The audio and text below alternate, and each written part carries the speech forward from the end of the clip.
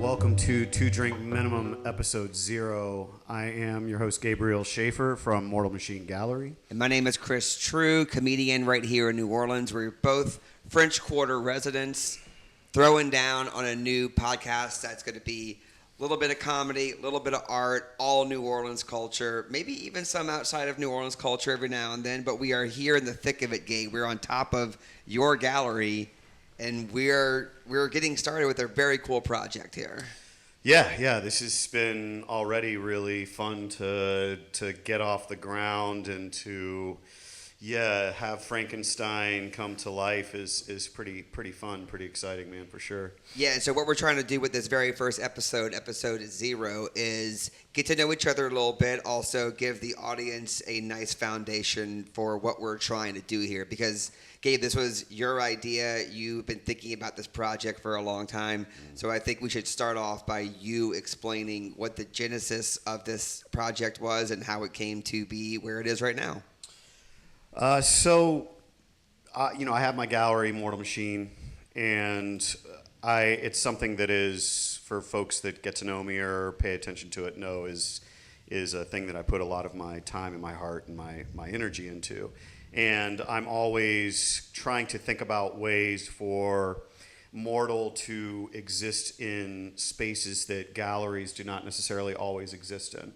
A lot of art galleries tend to be really alienating and... Why is that, by the way? Classism. Okay. Yeah, I think that traditionally higher level art galleries and art systems are extremely classist because one of the truths that you come to realize about art is that when we're talking about art galleries and the art world, I would say that 80% of the art world is operating under the umbrella of money laundering, insurance scams, trust funds, retirement careers. Wait, 80% is a big number. Yeah. Okay. Yeah. I believe you. It just sounds crazy. It is crazy, but what's really crazy is to actually be able to even sell art on a regular basis and have a functional business. Because art is not a necessity for the majority of the world. But in their minds, they think it's not. It actually is. I think that, creativity is unquestionably something like oxygen that people require to consume. They need to dream. They need the ability to escape. They need inspiration, and it's artists and creatives that have always provided that for people, in addition to kind of giving them a framework for even how to sometimes project their personalities. A lot of folks I don't think realize in the average world that they're basically reenacting their favorite characters and their favorite athletes and their favorite brands, that were created by artists for them. Yeah, in so many ways, especially in my world of comedy, it's like we are combinations of all these other things that we admire. It's why the more the deeper your depth of interest, the more interesting of a person you're going to be, right? Yeah, and as we know as artists, we are, of course, like you were sort of touching on there, you always start out, you're a sum of your influences in so many ways, and I think that as you begin your sort of journey of placing whatever it is that you make and putting it out into the world, and however that interacts, whether you're a comedian, whether that's a stage or a script, or if you're an artist and it's a painting or an illustration or a mural, when you're first sort of starting out, I think that a lot of those early phases are really heavily influenced by the people that inspired you and the people that really made you see doing it, But obviously, another big part of that evolution is finding more and more ways to individuate yourself. Yeah. Yeah, and as your career evolves, I think the problem a lot of people get into is that they start wanting to be less influenced by other things because they start being a little more protective. Probably a lot of ego gets involved, and so we become less curious. And you think you are elevating when you're doing that, but you're actually you're starting the countdown on your demise as a creative person because now you're like, you think that you don't need any other influences. You think you don't need to have weird art in your house or go and see this show. Mm-hmm. It's like I know a lot of comedians will stop going and seeing other shows because they're like, no, I'd rather just go up and do a show. It's like there's some truth to that, but you can't just cut off all other influences. Totally, but I think the way in which you absorb that information and that influence, and then the way that you process it and place it out into the world as you get more and more experienced, it's not as obvious. Like, yeah, and the audience for this show is going to be people who are curious about art, live art, collaboration, creativity through the lens of a drinking show, right? Like we have this beautiful studio space above the gallery right here that you put together, and the kinds of people we're going to have as guests on the show. Right now we're on the sofa. We are the guests on episode 0, but on future episodes there's going to be 2 different people right here every time, and we have such a wide range of people that we have booked for this show, from comedians to strippers to entrepreneurs to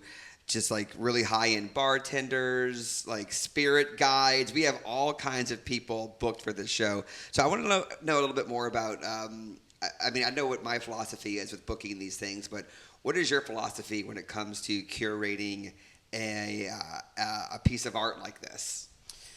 I think at this point, a lot of it is just really intuitive and based off of probably just muscle memory on a certain level. Because isn't that awesome, by the way? I think so, yeah. It's like when you get to the point of your art or your business, your job, where it's like you actually aren't overthinking it. Like I was talking to somebody today about they were like, what are you doing today? And I said, doing 2 podcast episodes and teaching 2 improv classes. And they were like, oh my God, you're going to be drained. And I'm like, it's going to be so easy and so fun. I'm so energized. And it's because of the years and years and years. But it's just so fun to be like, that's actually not that hard to do anymore. Yeah, I think that's another place where you want to aim to get to as a creative, is a space where whatever it is that you're doing, building, making, that you really don't have to think about it and still be able to do it really well. But you have to do a lot of things really awfully, and you have to make a lot of mistakes and have to spend a lot of time to even be able to get to a place where things become autopilot, I think. So that's one of the things that we're doing with episode 0, right, Gabe, is we are starting from the very beginning here. We're opening ourselves up to possible mistakes, figuring out the lay of the land, and we're figuring each other out and our vibe. But I feel like we have a head start because we connected very quickly over a lot of different life philosophies. I feel like we're coming at this project from the same place, and so far so good, man. Yeah, this is essentially our origin story, I suppose, but we've got a lot of origins before the time we got here, though, too. And yeah, I look at the first block of episodes as working out the kinks. Yeah. Getting to know, like, what is this like? Because even though you and I have done a lot of different types of creative projects, and you're comfortable with an audience, I'm comfortable with an audience, we haven't done a podcast. Right. Or at least I haven't. I've never created a podcast. And I haven't had a set in my apartment ever, But I'm really excited, honestly, about the first block of episodes, because I do feel like the learning has been exponential right away when we're getting into all this. There's a lot that we're picking up on really quickly as we kind of sit down and go over the calendars and go over the ideas. And I like the idea of these sets where we're like this, where we're going to have a studio with folks sitting down and we'll have these sort of contained conversations. But I'm also looking forward to the remotes that we're going to be doing as well. That's right. We have a couple of fun things planned for this project outside of the studio. One of them is going to be to-go episodes. As you may or may not know, in New Orleans, where the show is proudly based, you can walk around the streets with your drink, right? I always assume everyone knows this, but as someone who lives on Bourbon Street, just around the corner from you, Gabe, I'm always delighted at the people who are discovering this for the first time. So in honor of New Orleans, we will be having to-go episodes where we're taking the show on the road, just hanging out at different bars. And we've got some fancy bars, some dive bars. We've got some weird bars all lined up. So we'll be doing to-go episodes. We're also going to be going, I'm going on the road a lot. You go on the road a lot. And we're going to be doing episodes all over the country. We're just very excited about where this project could go. Yeah, I think that the idea and the impetus comes from just like the inspiration for what I do with the gallery comes from the city. And one of the things that living here I've really come to appreciate is the conversation and how at various situations, whether it's sitting at, one of my favorite bars, or whether it's going out to dinner and sitting at a bar in a really nice restaurant, or whether it's even walking around the quarter with, a drink in a cup and walking up someone's stoop and a bunch of folks are sitting out on a stoop and getting into a conversation with them. I think that one thing that New Orleans has as one of our great strengths is we can talk, and we can talk to each other. We know how to hang out, we know how to drink, and we know how to have a lot of fun by talking to each other. Yeah. And we're capable of talking to people too, from all different types of walks of life and opinions and backgrounds. So I think that having that on display for folks that are not familiar with the way that things roll here, and then us kind of taking that out into other places in the world too, would be really, really fun to play with. Yeah, so I think our best case scenario here for 2 Drink Minimum is not only a glimpse into the lives of New Orleanians who wake up every day proud to be a New Orleanian and who are running businesses and bars and, who are important cultural people here in the city. Not only will it be that, but it'll also be something for people who are fans of New Orleans to get a little taste of it, no matter where you're from. So we're excited. Definitely. Yeah. And we're going to be drinking on the show.